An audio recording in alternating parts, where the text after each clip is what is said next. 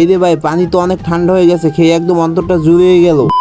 পানি ঠান্ডা রাখার জন্য আমি একটা মাটির কলসি নিয়ে নিলাম। বর্তমানে যে পরিমাণে গরম পড়ে সবাইরই একটু ঠান্ডা পানি খেতে ইচ্ছে করে। এখন এই মাটির কলসিটা পুকুরের পানিতে 5-6 ঘন্টা ডুবিয়ে রাখবো। কলসিটার ভিতরে ভালোভাবে পানি ভরে পুষ্কুনির ভিতরে ডুবিয়ে রাখলাম। 5-6 ঘন্টা পরে এসে কলসিটা আবার তুলবো। এখন কলসিটা উপরে তুলবো, যেহেতু অনেক সময় হয়ে গেছে ডুবিয়ে রাখছি। কলসিটা তুলে হালকাভাবে ধুয়ে নিলাম। এখন কলসিটা নিয়ে খালের দিকে রওনা দিলাম। যেহেতু আমাদের পুষ্কুনির পানি ভালো না, অনেক ময়লা, তাই আর কি খালের পানি দিয়ে কলসিটা ভালোভাবে ধুয়ে নিব। কলসিটা নিয়ে আমি খালে নেমে পড়লাম এবং ভালোভাবে কলসিটা ধুয়ে নিলাম। কলসিটা ধোয়া শেষে এখন বাড়ির দিকে রওনা দিলাম। এরপরে কিছুটা লবণ পানির সাথে মিক্স করে কলসির ভিতরে দিয়ে রাখলাম। কিছুক্ষণ পরে আমি এসে কলসির ভিতর দিয়ে লবণ পানিটা ফালাই দিলাম। এরপর আবার টিউবওয়েলে পরিষ্কার পানি দিয়ে কলসিটা ভালোভাবে ধুয়ে নিলাম। এখন কলসির ভিতরে পানি রাখবো। 2-3 ঘন্টা পরে এসে খেয়ে দেখবো পানি কেমন ঠান্ডা হয়। চলেন ভাই, অনেক সময় তো হয়ে গেল, এখন পানিটা খেয়ে দেখা যাক যে কেমন ঠান্ডা হয়েছে। এই রে ভাই, পানি তো অনেক ঠান্ডা হয়ে গেছে, খেয়ে একদম অন্তরটা জুড়িয়ে গেল। বিশ্বাস না হলে আপনারা একবার ট্রাই করে দেখতে পারেন বাড়িতে। আর ভিডিওটা কেমন লাগছে অবশ্যই কমেন্টে বলবেন।